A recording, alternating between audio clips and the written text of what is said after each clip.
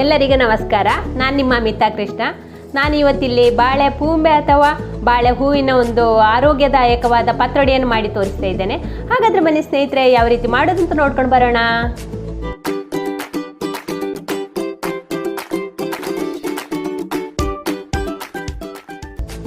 ಪೂಂಬೆ ಪತ್ರೊಡೆಗೆ ಬೇಕಾಗುವ ಇಂಗ್ರೀಡಿಯೆಂಟ್ಸ್: ಒಂದು ಬಾಳೆ ಪೂಂಬೆ ತಗೊಂಡಿದ್ದೇನೆ, ಹಾಗೆ ಒಂದು ಗಡಿ ತೆಂಗಿನಕಾಯಿ ತುರಿ, ಇಲ್ಲೊಂದು 6 ಮೆಣಸು ತಗೊಂಡಿದ್ದೇನೆ, ಬ್ಯಾಡಗಿ ಮತ್ತು ಈ ಖಾರದ ಮೆಣಸು, ಹಾಗೆ 2 ಸ್ಪೂನು ಹುರಿದ ಕೊತ್ತಂಬರಿ ಬೀಜ, ಅರ್ಧ ಸ್ಪೂನು ಹುರಿದ ಜೀರಿಗೆ, ಒಂದು ಅರ್ಧ ಸ್ಪೂನು ಅರಶಿನ, ಹುಳಿ, ರುಚಿಗೆ ಉಪ್ಪು.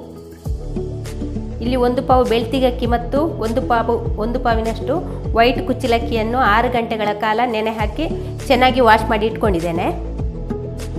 ಇನ್ನು ಅಕ್ಕಿಯ ಜೊತೆ ಪೂಂಬೆಯನ್ನು ಬಿಟ್ಟು ಉಳಿದೆಲ್ಲ ಇಂಗ್ರೀಡಿಯೆಂಟ್ಸನ್ನು ಜೊತೆಯಲ್ಲಿ ಹಾಕಿ ಸ್ವಲ್ಪ ತರಿಯಾಗಿ ಗ್ರೈಂಡ್ ಮಾಡಿಕೊಂಡು ಬರಬೇಕು. ಇಲ್ಲಿ ಬಾಳೆಲೆಯನ್ನು ಬಾಡಿಸಿಕೊಳ್ಳುವ. ಬಾಳೆಲೆಯನ್ನು ಚೆನ್ನಾಗಿ ಬಾಡಿಸಿಕೊಳ್ಬೇಕು.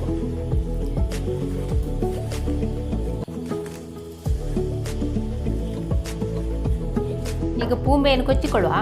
ಮೊದಲಿಗೆ ಹೊರಗಿನ ಕವರನ್ನೆಲ್ಲ ತಗೊಳ್ಳ. ನಂತರ ಪೂಂಬೆನ 2 ರೀತಿಯಲ್ಲಿ ಕೂಡ ಕೊಚ್ಚಿಕೊಳ್ಬೋದು.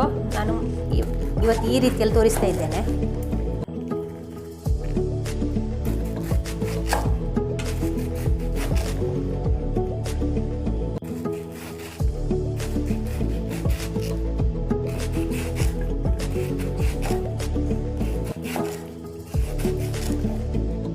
ಇಲ್ಲಿ ನಾನು ಬಿಸಿನೀರಿಗೆ ಒಂದು ಸ್ವಲ್ಪ ಕೋಕೋನಟ್ ಆಯಿಲನ್ನು ಹಾಕ್ತಾ ಇದ್ದೇನೆ.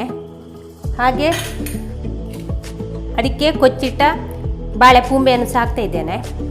ಇದನ್ನು ಹಾಕಿ ಒಂದು 5 ನಿಮಿಷ ಹೀಗೆ ಬಿಡಬೇಕು, ಅಂದರೆ ಇದರ ಒಗರು ಮತ್ತು ಮೇಣದ ಅಂಶ ಹೋಗಬೇಕು. ಹಾಗಾಗಿ ಹಾಕಿ ಒಂದು 5 ನಿಮಿಷ ಇಟ್ಟರೆ ಆಯಿತು. ಕೊಚ್ಚಿಟ್ಟ ಪೂಂಬೆಯನ್ನು ಬಿಸಿನೀರಿಗೆ ಹಾಕಿ ಚೆನ್ನಾಗಿ ತೊಳೆದು ನೀರನ್ನು ಹಿಂಡಿ ತಂದಿದ್ದೇನೆ. ಅದನ್ನು ಕೂಡ ಇದಕ್ಕೆ ಹಾಕಿ ಚೆನ್ನಾಗಿ ಒಮ್ಮೆ ಮಿಕ್ಸ್ ಮಾಡುವ. ಹಾಗೆ ಒಂದು ನಿಂಬೆಹುಳಿ ಗಾತ್ರದಷ್ಟು ಬೆಲ್ಲವನ್ನು ಕೂಡ ಪುಡಿ ಮಾಡಿಕೊಂಡು ಹಾಕ್ತಾ ಇದ್ದೇನೆ.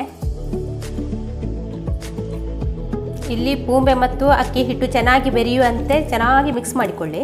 ಹೀಗೆ ಒತ್ತಿ ಮಿಕ್ಸ್ ಮಾಡಿಕೊಳ್ಬೇಕು. ಮತ್ತು ಇಷ್ಟೊತ್ತಿಗೆ ಇದರ ಟೇಸ್ಟ್ ಎಲ್ಲ ನೋಡಿಕೊಳ್ಳಿ.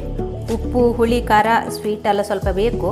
ಅಂದರೆ ನಾನು ಇದನ್ನು ಮಸಾಲೆಗೆ ಹಾಕೋದಿಲ್ಲ, ತವಾ ಫ್ರೈ ಮಾಡಿ ತೋರಿಸ್ತಾ ಇದ್ದೇನೆ ನಿಮಗೆ. ಅದ ಕಾರಣ ಟೇಸ್ಟ್ ಎಲ್ಲ ಇವಾಗಲೇ ನೋಡಿಕೊಳ್ಳಿ. ಇಲ್ಲಿ ಹಿಟ್ಟನ್ನು ಕಲಸಿಕೊಂಡಾಯಿತು ನೋಡಿ. ಹಿಟ್ಟನ್ನು ಈ ಹದಕ್ಕೆ ಮಾಡಿಕೊಂಡಿದ್ದೇನೆ. ತುಂಬ ತೆಳ್ಳಗೆ ಮಾಡಲಿಕ್ಕಿಲ್ಲ, ಇದು ಇಷ್ಟು ಹದ ಮಾಡಿಕೊಂಡ್ರೆ ಸಾಕು. ಹಚ್ಚಿಕೊಂಡ ಬಾಳೆ ಎಲೆಯನ್ನು ಚೆನ್ನಾಗಿ ತೊಳೆದ ನಂತರ ಒಮ್ಮೆ ಬಟ್ಟೆಯಲ್ಲಿ ಉಜ್ಜಿಕೊಂಡ್ರೆ ಆಯಿತು. ಆನಂತರ ಹಿಟ್ಟನ್ನು ಬಾಳೆ ಎಲೆಗೆ ಹಾಕಿಕೊಳ್ಬೇಕು. ಹಾಕಿದ ನಂತರ ಹೀಗೆ ಬಾಳೆ ಎಲೆಯನ್ನು ಫೋಲ್ಡ್ ಮಾಡಿ ಬೇಯಲಿಕ್ಕಿಟ್ರೆ ಆಯಿತು. ಎಲ್ಲವನ್ನು ಕೂಡ ಇದೇ ರೀತಿ ಮಾಡಿಕೊಂಡ್ರೆ ಆಯಿತು. ನೋಡಿ, ಪತ್ರೊಡೆಯನ್ನು ಈ ರೀತಿ ಬೇಯಲಿಕ್ಕೆ ಇಟ್ಕೊಂಡಿದ್ದೇನೆ.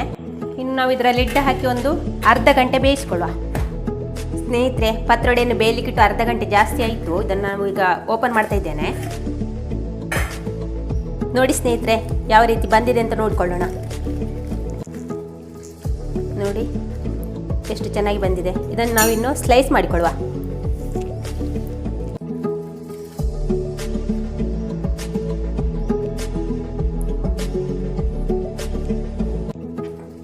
ನೋಡಿ, ಇಲ್ಲಿ ಪತ್ರೊಡೆಯನ್ನೆಲ್ಲ ಸ್ಲೈಸ್ ಮಾಡಿ ಇಟ್ಕೊಂಡಿದ್ದೇನೆ. ನಾನಿಲ್ಲಿ ತವನ್ನು ಬಿಸಿ ಆಗಲಿಕ್ಕೆ ಇಟ್ಟಿದ್ದೇನೆ. ಅದಕ್ಕೆ ಈಗ ಕೋಕೋನಟ್ ಆಯಿಲನ್ನು ಹಾಕ್ತಾ ಇದ್ದೇನೆ.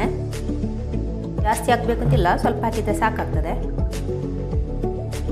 ಇಲ್ಲಿ ಇವಾಗ ಎಣ್ಣೆ ಚೆನ್ನಾಗಿ ಕಾದಿದೆ. ಅದಕ್ಕೆ ಈಗ ನಾನು ಸ್ಲೈಸ್ ಮಾಡಿ ಇಟ್ಕೊಂಡ ಪತ್ರೊಡೆಯ ಪೀಸನ್ನು ಹಾಕ್ತಾ ಇದ್ದೇನೆ.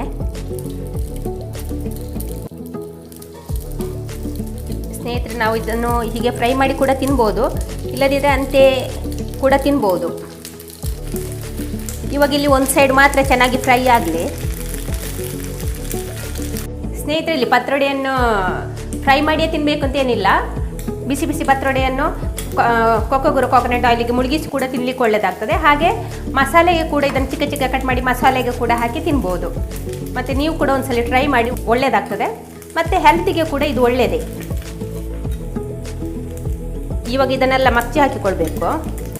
ಒಂದು ಸೈಡಲ್ಲಿ ಚೆನ್ನಾಗಿ ರೋಸ್ಟ್ ಆದ ನಂತರ ಇನ್ನೊಂದು ಸೈಡನ್ನು ರೋಸ್ಟ್ ಮಾಡಿಕೊಂಡ್ರೆ ಆಯಿತು. ಮತ್ತು ಇದು ರೋಸ್ಟಾಗಿ ತುಂಬ ಒಳ್ಳೆಯದಾಗ್ತದೆ ತಿನ್ನಲಿಕ್ಕೆ ಕೂಡ. ಉಪ್ಪು, ಹುಳಿ, ಖಾರ, ಒಂಚೂರು ಸ್ವೀಟ್ ಎಲ್ಲ ಇದ್ದ ಕಾರಣ ನಮಗೆ ತಿನ್ನಲಿಕ್ಕೆ ಕೂಡ ಒಳ್ಳೆಯದಾಗ್ತದೆ. ಸ್ವಲ್ಪ ಕ್ರಿಸ್ಪಿ ಕೂಡ ಆಗ್ತದೆ. ಅದ ಕಾರಣ ನಾವು ಫ್ರೈ ಮಾಡಿಕೊಂಡು ತಿಂದರೆ ಒಳ್ಳೆಯದಾಗ್ತದೆ. ನೋಡಿ ಇದೆಲ್ಲ ಈಗ ಫ್ರೈ ಆಯಿತು. ನೋಡಿ ಕಲರ್ ಕೂಡ ಚೇಂಜ್ ಆಗಿದೆ. ನೋಡಿ ಗೋಲ್ಡನ್ ಬ್ರೌನಿಗೆ ಬಂದಿದೆ, ಸ್ವಲ್ಪ ಸ್ವಲ್ಪ ಕ್ರಿಸ್ಪಿ ಆಗಿದೆ ಇದೆಲ್ಲ. ಇಷ್ಟಾದರೆ ಸಾಕು. ಸ್ಟವ್ ಆಫ್ ಮಾಡ್ತಾ ಇದ್ದೇನೆ.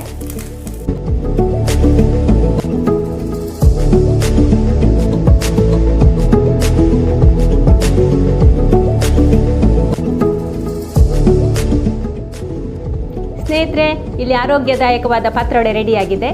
ಈ ರೆಸಿಪಿ ನಿಮಗೆ ಇಷ್ಟ ಆದರೆ ನನಗೆ ಲೈಕ್ ಮಾಡಿ, ಶೇರ್ ಮಾಡಿ, ಹಾಗೆ ನೀವು ಒಂದ್ಸಲಿ ಟ್ರೈ ಮಾಡಿ. Thank you.